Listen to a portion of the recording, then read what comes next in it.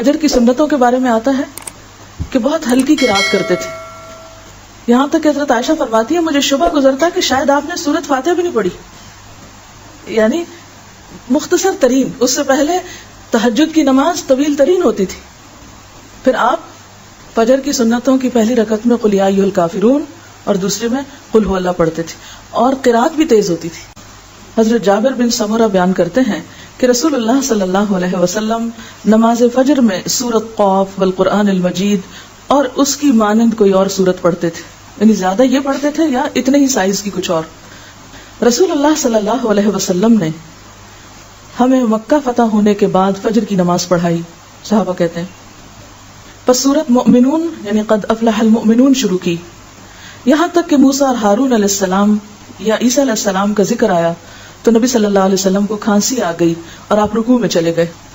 حضرت عمرو بن حریث روایت کرتے ہیں کہ انہوں نے رسول اللہ صلی اللہ علیہ وسلم کو نماز فجر میں واللیل اذا عسعس یعنی سورۃ تکویر پڑھتے ہوئے سنا, اذا الشمس کبرت. حضرت عقبہ بن عامر روایت کرتے ہیں کہ میں سفر میں رسول اللہ صلی اللہ علیہ وسلم کی اونٹنی کی مہار پکڑے ہوئے چل رہا تھا. آپ سفر میں نماز صبح کے لیے اترے تو آپ نے صبح کی نماز میں قل اعوذ برب الفلق اور قل اعوذ برب الناس پڑھی. اس سے کیا پتہ چلتا ہے, سفر میں جہاں قصر ہے وہاں نماز بھی مختصر, تاکہ سفر ختم ہو جائے, نہ کہ راستے میں اتنی لمبی بریک لے. تو اس سے دین کی وسعت اور حالات کے تقاضوں کے مطابق اس کا ڈھلنا پتہ چلتا ہے. حضرت معاذ بن عبداللہ کہتے ہیں کہ نبی صلی اللہ علیہ وسلم نے نماز فجر میں دونوں رکعتوں میں اذا زلزلت کی تلاوت فرمائی. اس سے ایک اور نمونہ پتہ چلتا ہے, کیا کہ ضروری نہیں کہ 2 رکعتوں میں الگ الگ ہی پڑھی جائے سورت. اگر کبھی 2 رکعتوں میں ایک ہی سورت پڑھ دی گئی تو اس سے بھی فرق نہیں پڑتا, اس کی بھی سنت ملتی.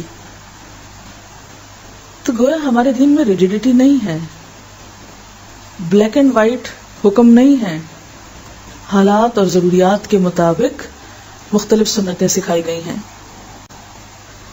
تو اس سے کیا پتہ چلتا ہے کہ آپ صلی اللہ علیہ وسلم فجر کی سنتیں مختصر پڑھتے, قل یا ایھا الکافرون اور قل ھو اللہ پڑھتے, فرض لمبے پڑھتے روٹین میں, لیکن حسب ضرورت آپ نے اختصار بھی فرمایا اور دونوں رکعتوں میں ایک سورت بھی پڑھی. یہ ہے خلاصہ ساری گفتگو کا. ظہر اور عصر کی نماز. حضرت ابو قتادہ سے روایت ہے کہ رسول اللہ صلی اللہ علیہ وسلم ظہر اور عصر کی پہلی 2 رکعتوں میں سورۃ فاتحہ اور کوئی ایک سورت پڑھتے, پچھلی 2 رکعتوں میں صرف فاتحہ پڑھتے, اور کبھی کبھار ہمیں ایک آدھ آیت بلند آواز سے پڑھ کر سنا دیتے. حضرت جابر بن سمرہ روایت کرتے ہیں کہ رسول اللہ صلی اللہ علیہ وسلم ظہر میں واللیل اذا یغشا پڑھتے, واللیل اذا یغشا. ایک اور روایت میں ہے سبح اسم ربک الاعلی, یعنی ظہر میں واللیل اذا یغشا اور سبح اسم ربک الاعلی. حضرت جابر بن سمرہ کی ایک اور روایت میں ہے کہ نبی صلی اللہ علیہ وسلم کا ظہر اور عصر میں والسماء ذات البروج اور والسماء والطارق پڑھنا احادیث میں آیا ہے. اب یہ دیکھیں نا, ان صورتوں کے تقریباً سائز ملتے جلتے ہیں, والسماء والطارق سبح اسم ربک الاعلی, اور اسی طرح والسماء والطارق اور والسماء ذات البروج, یہ ظہر کے لیے. اور عصر کے بارے میں آتا ہے کہ عصر کی نماز کی لینتھ ظہر کی نماز سے تقریباً نصف ہوتی تھی, یعنی عصر میں پڑھی جانے والی صورتیں پھر ظہر سے نسبتاً مختصر ہوتی تھی. مسلم کی روایت میں آتا ہے کہ ظہر کی آخری 2 رکعتوں میں 15 آیات کے برابر بھی آپ نے قرات کی ہے. یعنی یہ کوئی ایک ہارڈ اینڈ فاسٹ رول نہیں تھا کہ صرف سورۃ فاتحہ پڑھنی ہے, آپ نے کبھی کبھار آخری 2 رکعتوں میں بھی قرات کی ہے. ٹھیک ہے, یعنی دونوں طریقے ملتے ہیں. ایک طریقہ یہ بتایا نا کہ آپ صلی اللہ علیہ وسلم ظہر اور عصر کی پہلی 2 رکعتوں میں فاتحہ کے ساتھ سورت پڑھتے تھے. سورت کون کون سی؟ سبح اسم ربک الاعلی والسماء والطارق والسماء ذات البروج جیسی صورتیں. ٹھیک ہے, اور آخری 2 رکعتیں کیا تھی؟ سورت فاتحہ. پھر اس کے بعد عصر کی نماز میں بھی اسی طرح, لیکن عصر کی جو صورتیں تھی وہ ظہر کی نسبت ذرا اور چھوٹی ہوتی تھی. کبھی کبھی آپ نے ظہر کی باقی 2 رکعتیں جن میں عموماً سورۃ فاتحہ پڑھی جاتی تھی اس میں بھی سورت پڑھی ہے. یعنی اس سے کیا پتہ چلتا ہے کہ ظہر کی باقی 2 رکعتوں میں اگر کبھی آپ نے سورت پڑھ لی تو کیا ہوگا؟ غلط نہیں ہوگا. نماز مغرب نماز مغرب میں حضرت جبیر بن مطعم روایت کرتے ہیں کہ میں نے نبی صلی اللہ علیہ وسلم کو نماز مغرب میں سورۃ طور پڑھتے ہوئے سنا ہے، سورۃ طور پڑھتے ہوئے سنا۔ اسی طرح ایک اور صحابیہ نے، خاتون ہے ام الفضل کی بیٹی حارثہ، وہ کہتی ہے کہ میں نے آپ کو مغرب میں سورۃ والمرسلات عرفا پڑھتے سنا۔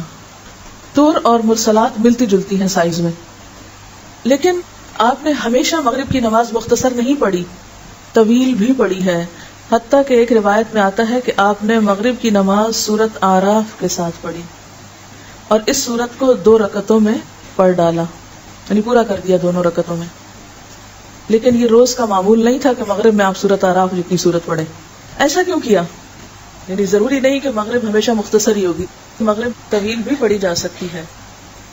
اس سے مغرب کا وقت بھی پتہ چلتا ہے کہ مغرب کا وقت عشاء سے پہلے تک رہتا ہے، اگرچہ افضل وقت جو ہے ابتدا کا ہے، لیکن اگر کوئی شخص شروع میں پڑھتا ہے اور پھر وہ طویل ہو جاتی ہے اور اندھیرا ہو جاتا ہے، جیسے فجر کی نماز میں اندھیرے سے روشنی ہو جاتی ہے، اسی طرح اگر مغرب میں روشنی سے اندھیرا ہو جاتا ہے، ذرا لمبی قرات کسی وقت ہو جاتی ہے، تو اس میں بھی حرج نہیں، اس کی رخصت ہے۔ پھر ہے نماز عشاء۔ حضرت براء بن عازب روایت کرتے ہیں کہ میں نے رسول اللہ صلی اللہ علیہ وسلم کو نماز عشاء میں والتین والزیتون پڑھتے ہوئے سنا، اور میں نے نبی صلی اللہ علیہ وسلم سے زیادہ خوش آواز کسی کو نہیں سنا۔ والتین والزیتون جو ہے یہ کتنی لمبی صورت ہے، عشاء میں والتین والزیتون پڑھا، کیوں؟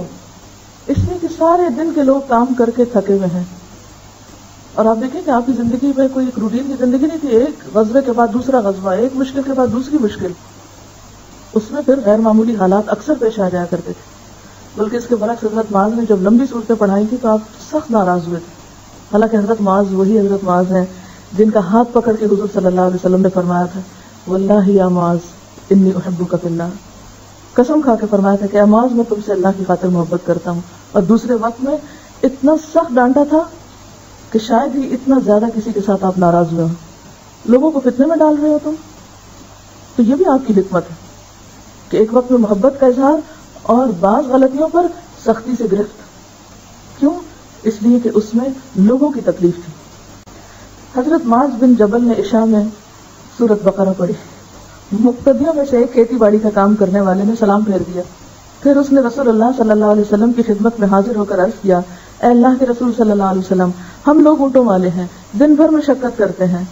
معاذ نے عشاء میں سورۃ بقرہ شروع کر دی، مجھے دن کے تھکے ہوئے کو لمبی قرات سے ملال ہوا۔ آپ صلی اللہ علیہ وسلم نے معاذ سے کہا، تم لوگوں کو نفرت دلاتے ہو اور فتنہ کھڑا کرتے ہو۔ آپ نے 3 مرتبہ یہ بات دہرائی، پھر فرمایا جب تم جماعت کراؤ تو والشمس وضحاها اور واللیل اذا یغشی اور سبح اسم ربک الاعلی کی تلاوت کرو، اس لیے کہ تیرے پیچھے بوڑھے، کمزور اور ضرورت مند بھی نماز ادا کرتے ہیں۔ اب نماز جمعہ کے بارے میں حضرت نعمان بن بشیر روایت کرتے ہیں کہ رسول اللہ صلی اللہ علیہ وسلم دونوں عیدوں اور جمعہ کی نماز میں سبح اسم ربک الاعلی اور هل اتاک حدیث الغاشیہ پڑھتے تھے۔ نعمان بن بشیر کہتے ہیں جب عید اور جمعہ ایک دن میں جمع ہوتے تو پھر بھی نبی صلی اللہ علیہ وسلم یہ دونوں صورتیں دونوں نماز میں پڑھتے، یعنی صبح عید پڑھی، دوپہر کو جمعہ پڑھا، صبح بھی وہی صورتیں پڑھی، دوپہر بھی وہی پڑھی، یعنی اس میں آپ کی روٹین کافی ایک جیسی رہی ہے۔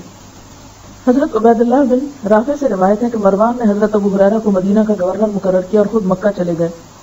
حضرت ابو ہریرہ نے جمعہ کی نماز پڑھائی اور اس میں سورۃ جمعہ اور منافقون پڑھی اور کہا کہ ان صورتوں کو جمعہ میں پڑھتے ہوئے میں نے رسول اللہ صلی اللہ علیہ وسلم کو سنا، یعنی ہمیشہ ہی یہ 2 صورتیں نہیں پڑھی، آپ نے سورۃ منافقون اور سورۃ الجمعہ بھی پڑھی۔ اسی طرح ایک تیسری روایت میں قاف والقرآن المجید اور اقتربت الساعہ کے پڑھنے کا بھی ذکر ملتا ہے۔ کون کون سی؟ سبح اسم ربک الاعلی اور هل اتاک حدیث الغاشیہ کا زیادہ کثرت سے ذکر ملتا ہے، اس کے علاوہ سورۃ المنافقون اور سورۃ الجمعہ، اور تیسرے درجے پر سورۃ قاف اور اقتربت الساعہ۔ جمعہ کے دن نماز فجر میں آپ پہلی رکعت میں سورۃ السجدہ پڑھتے اور دوسری میں الدہر پڑھتے، یعنی پہلی میں الف لام میم تنزیل الکتاب اور دوسری میں هل اتى علی الانسان حین من الدہر۔ تلاوت میں قرآن پاک پورا کہاں پڑھا گیا، یعنی آپ صلی اللہ علیہ وسلم زیادہ تر قرآن پاک کہاں پڑھا کرتے تھے؟ تہجد کی نماز میں، وہ آپ کی تنہائی کی نماز ہوتی تھی، تو اس میں آپ طویل قراءت کرتے تھے۔ حضرت عبداللہ بن مسعود کی روایت سے پتہ چلتا ہے نا، آپ نے سورۃ البقرہ پڑھی، پھر سورۃ آل عمران پڑھی، پھر سورۃ النساء شروع کر دی۔ وہ تھی طویل ترین نمازیں جو آپ کی اپنی نمازیں ہوتی تھی، اور جب آپ جماعت کرایا کرتے تھے